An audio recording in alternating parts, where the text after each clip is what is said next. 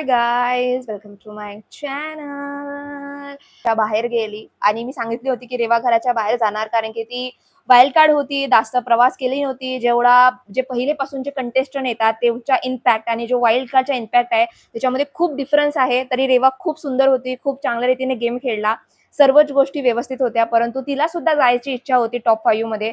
तिला खूप आतुरता होती की गेल्या पाहिजे, पहिली वाईल्ड कार्ड बनेल जी टॉप 5 मध्ये जाणार. परंतु तो मान तिला भेटला नाही, कारण की अनुश्री बघा, विशाल बघा, राकेश बापट, तन्वी आणि दीपाली हे पहिलेपासून गेममध्ये आहेत आणि कितीही म्हणाल तरी लोक जे व्यक्ती पहिल्या दिवसापासून गेममध्ये असतात ना, त्यांना सपोर्ट करतात, त्यांना वोट करतात, कारण की त्यांच्याबद्दल एक जास्त आपुलकी असते. आपण त्यांना जास्त बघतो, तेवढा आपण रेवाला वगैरे तेवढा बघत नाही. म्हणून मला वाटते की त्यांचा इम्पॅक्ट कमी पडते, त्यामुळे रेवा घराच्या बाहेर गेली. तरी रेवाने खूप चांगला गेम खेळला.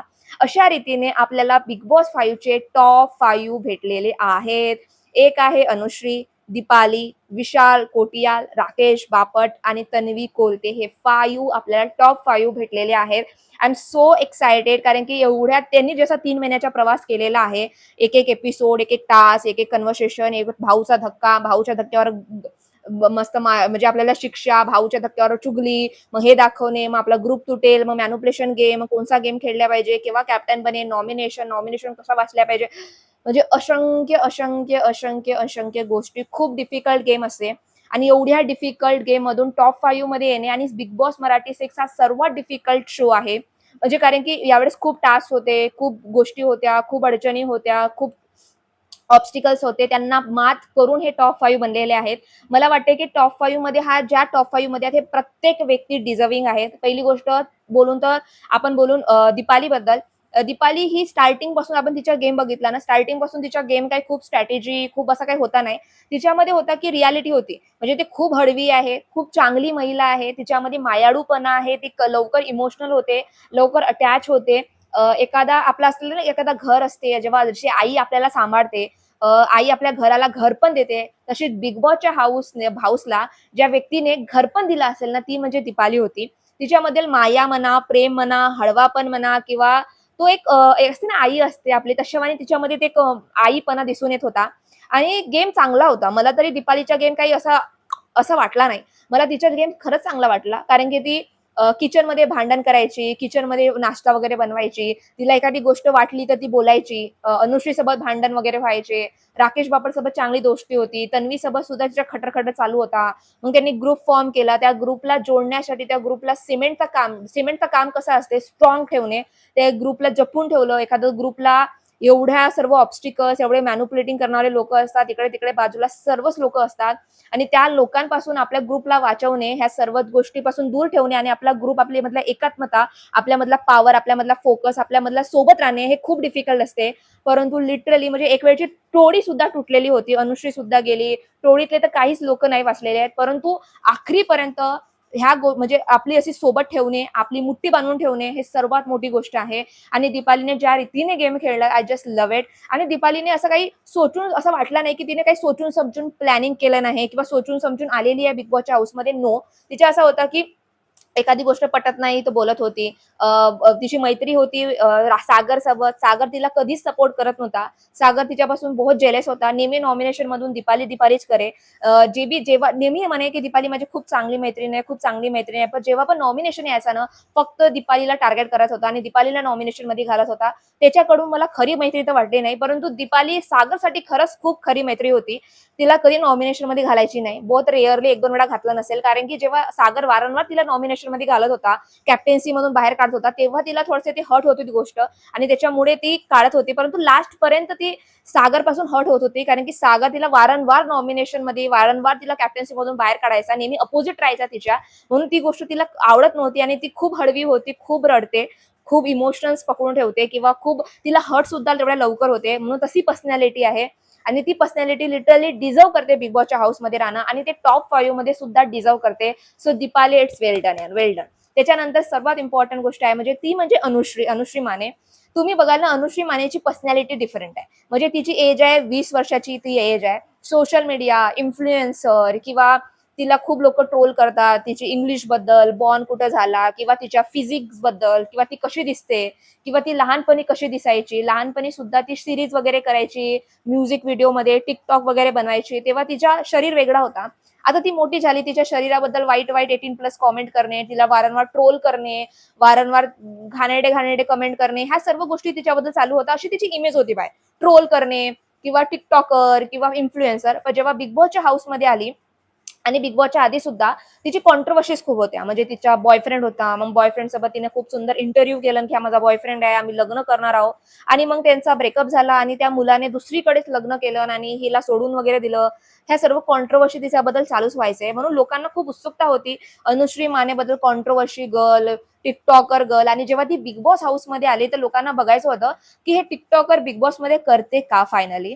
परंतु ज्या रीतीने अनुश्रीने स्टार्टिंग पासून गेम पकडलं, स्वतःच्या त्या मुलीमध्ये मानावे लागेल की विशाल कोट्याल असो, रुचिता असो किंवा काही असो, टोळीमध्ये असली तरी ना स्वतःची इंडिव्हिज्युअल पर्सनॅलिटी तिची दिसायची, की एखादी विशालची गोष्ट मला आवडत नाही तर नाही आवडत, मी विशालच्या अपोजिट राहायला तयार आहे. एखाद्या गोष्टीचा फायदा मला होत आहे तर मी मग काटासोबत डील करणार, तर ती करत होती. एखाद्या मला नॉमिनेशन पासून वाचवायचं आहे तर मी स्वतःचा स्वार्थ बघेन, मी विशालला बघणार नाही की विशाल नॉमिनेट होते की नाही होत वगैरे म्हणून. म्हणजे असं ना की कितीही ग्रुपमध्ये असला, काही असला तरी स्वतःचे इंडिव्हिज्युअल मत द्यायची, स्वतःचा गेम स्वतः खेळायची आणि गेम सुद्धा पालटावायची. की इकडे टोळीमध्ये राहायची, मग टोळीमध्ये तिचे चांगले फ्रेंड्स होते, ग्रुप होता, मग काटामध्ये आली, मग काटामध्ये इकडे चांगलं गोड गोड बोलायची, मग इकडे ट्रान्सफर झाली. म्हणजे तिचा तो गेम चालू होता. आणि दुसरी गोष्ट म्हणजे उद्धटपणा. म्हणजे मी काम करत नाही, मला भांडी घासता येतच नाही, मी कधी काम केलीच नाही, म्हणजे काही रॉकेट सायन्स आहे भांडी घासणं, जे जमत नाही तिला. किंवा तो असते ना एखादी शाळेमधली मुलगी जिला फक्त बडबड करा म्हणजे ते असते की मला येत नाही, मी करत नाही, तेव्हा आपलं मन होते की असं असं मॅडम लोकांनी दोन हिला चापट मारलं असताना लहानपणी, तो बरोबर रस्त्यावर आली असते. तिला बघून तेच वाटत होतं की मला काम जमत नाही, मी कधी काम केलं नाही. आता लहानपणापासून ती गरीब परिस्थितीतून आलेली आहे. तिची मम्मी दुसऱ्यांच्या घरी भांडी घासायला जायची आणि त्याच मुलीला भांडे घासता येत नाही. म्हणजे किती शॉकिंग गोष्ट आहे ना, म्हणजे किती खोटं बोलते. म्हणजे ती तिचा एक सिंपल आहे, तिची पर्सनॅलिटी निगेटिव्ह आहे. पॉझिटिव्ह होती मधामध्ये, बीचमध्ये पॉझिटिव्ह झाली होती, परंतु तिची इमेज निगेटिव्ह आहे. कारण की ती एवढी खोटं बोलते ना, एवढा खोटारडा पण आहे आणि स्वतःच्या तोंडानं म्हणते की खोटं बोलून माझा फायदा होत असेल तर मी खोटं बोलणार. अँड त्याच्यामध्ये असं वाटते की चांगलं आहे, गेम मॅन्युप्लेटिंग गेम खेळते, गेम वाईज स्वतःचे पॉईंट ऑफ व्ह्यूज येते, स्ट्रॉंग माइंडसेट आहे. परंतु खोटारडी आहे, खूप खोटारडी आहे, खूप खोटं बोलते, खूप जेलेस आहे. जेव्हा तन्वी फर्स्ट फायनलिस्ट झाली आणि ते नेहमी म्हणते अनुश्री की तन्वीमध्ये भूक दिसते यार, तन्वीमध्ये हा दिसते, तो दिसते, हा दिसते. आणि मग विश्वासोबत जाऊन दुसऱ्या कॉर्नरमध्ये अरे किती ऍक्टिंग येते हिला, किती ऍक्टिंग करते, म्हणजे ती खूप जेलेस आहे तन्वीपासून, खूप जेलेस आहे. आणि जेव्हा आजच्या एपिसोडमध्ये तन्वीला म्हणते तुझ्यामध्ये भूक दिसून येते ग, माझ्यामध्ये पण भूक आहे, परंतु ना मी अशी दाखवत नाही तोंडावर, परंतु दाखवते. म्हणजे तिला महाराष्ट्राला दाखवायचं होतं की जशी तन्वीमध्ये भूक आहे ना तशी माझ्यामध्ये पण भूक आहे, परंतु मला बोलायचं आहे म्हणून मी बोलत नाही आणि तन्वी फक्त बोलते. तिला फक्त तो दाखवायचा होता. ती खूप जेलेस आहे, म्हणून तिची इमेज निगेटिव्ह आहे. पण तुम्ही बघाल टॉप 5 मध्ये ते डिझर्व करते तिच्या गेमनुसार. Definitely she is a deserving. Starting पासून ते आतापर्यंत स्वतःचे मत ठेवणे, अपोजिट गेम खेळणे, निगेटिव्ह थोडी इमेज आहे तिची, निगेटिव्ह मध्ये येते, परंतु गेम स्ट्रॉंग आहे, गेम उत्तम खेळलं, त्यामुळे शी is a deserving contender top 5 मध्ये. अँड वेल डन त्यांनी. आता तिसरा मेंबर आहे तो म्हणजे आहे राकेश बापट. राकेश बापट बद्दल बघून तर डिझर्विंग आहे की नाही, कारण की खूप कॉम्प्लिकेटेड त्याची पर्सनॅलिटी आहे. राकेश बापटला स्टार्टिंग पासून बघून ना तर असं असते ना की आपला एक भाऊ असते, मोठा भाऊ असते, तो जास्त बोलत नाही, त्याला जास्त भांडण आवडत नाही, जास्त मचमच करायला आवडत नाही, किंवा एखादा भांडण होत असेल तर तिथून बाहेर निघेल, किंवा एखादा गोष्टीचा चुकीचा होत असेल तर त्याला सॉल्व्ह करणारा बघेल. असं आहे राकेश बापट, त्याची पर्सनॅलिटीच तशी आहे. अशी पर्सनॅलिटी ना आपल्याला असं वाटतं की बोरिंग पर्सनॅलिटी आहे यार, असं असते ना आपला घरी भाऊ, तो काही रिॲक्ट नाही करत कोणत्या गोष्टीला, शांत बसलेला असतो, आराम करतो, शांत राहतो, तशावानी सुद्धा राकेश बापट आहे. त्याची खूप लोकांना स्टार्टिंगला त्याची पर्सनॅलिटी खूप बोरिंग वाटली. म्हणजे त्यांनी बिग बॉस केला आहे, हिंदीमध्ये सुद्धा काम केले आहे, आणि रिसेंटमध्ये त्यांनी आपली पहिली मराठी सिरियल सुद्धा केली होती, जे खूप गाजलेली होती. म्हणून त्याची इच्छा होती की मराठी बिग बॉस मध्ये एकदा यायचं.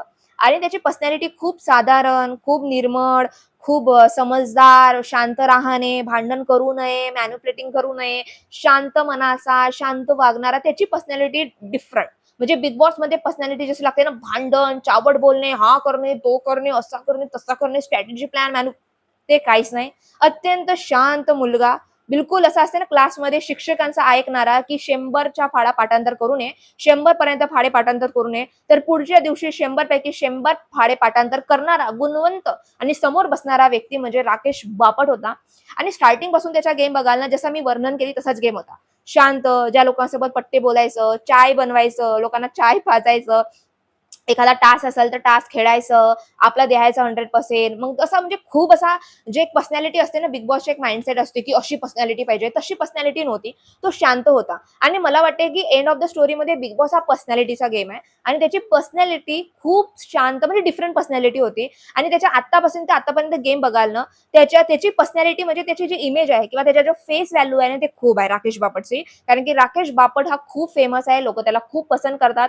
म्हणजे मी एवढीशी असेन तेव्हापासून त्याच्या सीरियल्स मी बघत आहे. म्हणजे खूप लहान होते मी तेव्हा आणि लिटरली तेव्हापासून ते आत्तापर्यंत तो इंडस्ट्रीमध्ये आहे. 25 वर्ष झालेले आहेत. म्हणजे खूप मोठी गोष्ट आहे. लिटरली खूप मोठी गोष्ट आहे. तरी त्याच्यात तुम्ही गेम बघाल ना, त्याचा गेम छान होता.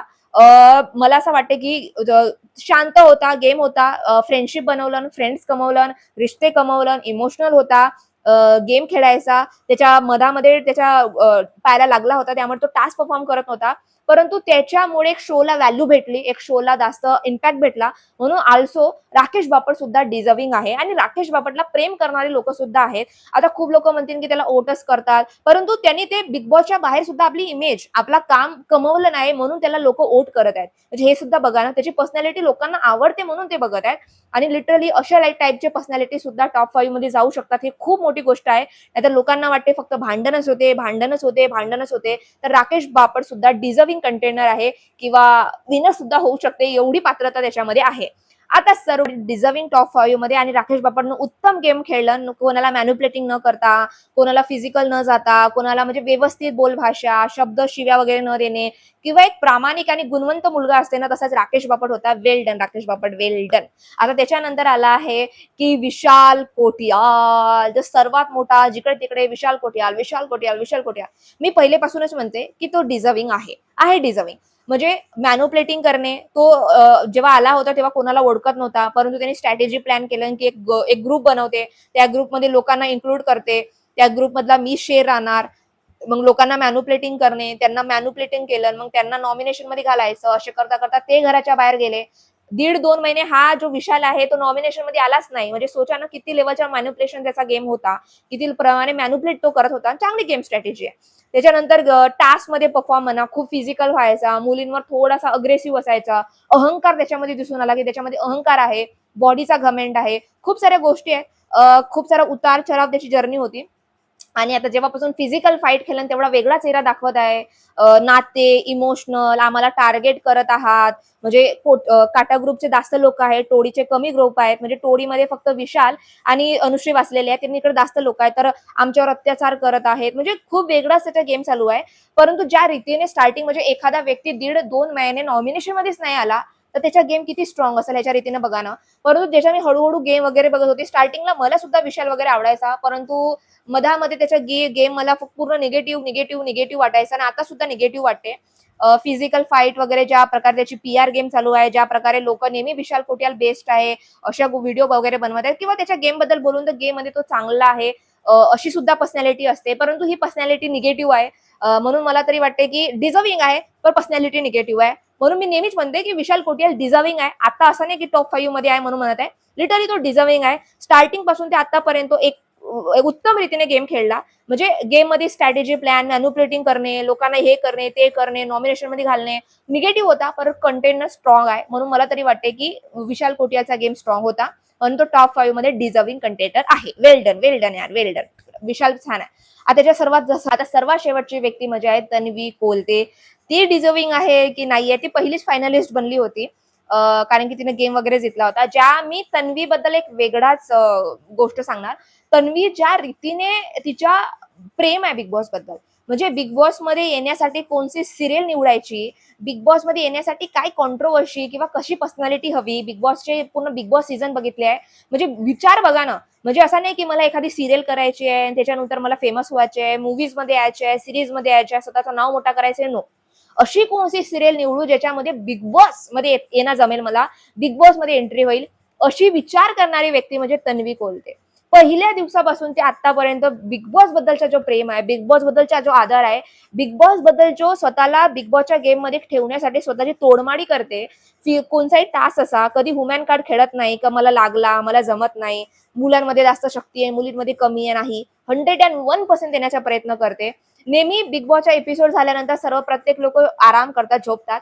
ती रिकॉल करते की एका एका एपिसोडमध्ये काय झालेले आहे.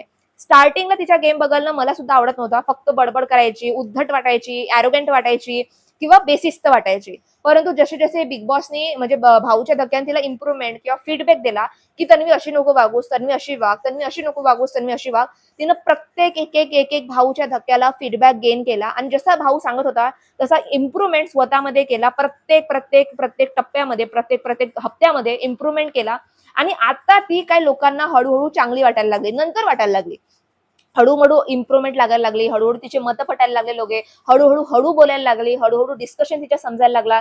नाहीतर ती नेहमी चिल्लावायची, खूप जोरात बोलायची, त्याच्यामुळे समजत नव्हतं. असं वाटतं की म्यूट करायचं. परंतु आता हळूहळू तिची पर्सनॅलिटी आपल्याला समजत होती आणि आवडली सुद्धा. आणि ज्या रीतीने प्रेम आहे, ज्या रीतीने गेम खेळते, ज्या रीतीने अट्रॅक्शन आहे, ज्या लेव्हलचं ऑब्सेशन आहे, ज्या लेव्हलला ती बिग बॉसला मानते ना, ज्या लेव्हलनं तिने आत्तापर्यंत पूर्ण एक दिवस तिच्या बिग बॉसवरच्या प्रेम लिटरली संपून येते. जेव्हा फर्स्ट फायनलिस्टचा टास्क होता आणि जेव्हा तिला 7 क्वेश्चन विचारले होते, प्रत्येक क्वेश्चनचा परफेक्ट आन्सर होता. कारण की ते बिग बॉस बद्दल एवढी स्ट्रॉंग स्टडी करते. त्याच्याबद्दल तिला सर्व नॉलेज होता, सर्व गोष्टीचा नॉलेज होता. म्हणून ती सुद्धा टॉप 5 मध्ये डिझर्व्हिंग कंटेस्टंट आहे असे मला सुद्धा वाटते. म्हणून मला लिटरली वेल डन. अशा रीतीने हे 5 फायनलिस्ट झालेली आहेत. ह्यांची एव्ही सुद्धा दाखवल, ह्यांना प्रेस करणार बिग बॉसमध्ये. कारण की जेव्हा टॉप 5 होतात ना, त्यांची ट्रीटमेंट वेगळी असते. त्यांना प्रत्येकाची त्यांची एव्ही दाखवतात, एक्सप्रेशन किंवा त्यांना बिग बॉस अजून मोटिव्हेट करतात, की तुम्ही एवढ्या कष्टातून, एवढ्या संकटातून एवढे फर्स्ट टॉप 5 बनलेले आहेत. खूप मोठी गोष्ट आहे. सर्वांकडे वातावरण छान असतो, एकमेकांना माफ करतात वगैरे गोष्टी होतात. तर असाच बिग बॉसचे टॉप 5 आहे. तुम्हाला ह्याच्यामध्ये कोण डिझर्व्हिंग आहे, कोण नाही डिझर्व्हिंग आहे, कोण टॉप 5 मध्ये आहे, कोण नाही राहायला पाहिजे, मला प्रत्येक गोष्टी कमेंट सेक्शनमध्ये सांगा. आणि तुम्हाला माझा व्हिडिओ आवडला असेल तर please subscribe to my channel.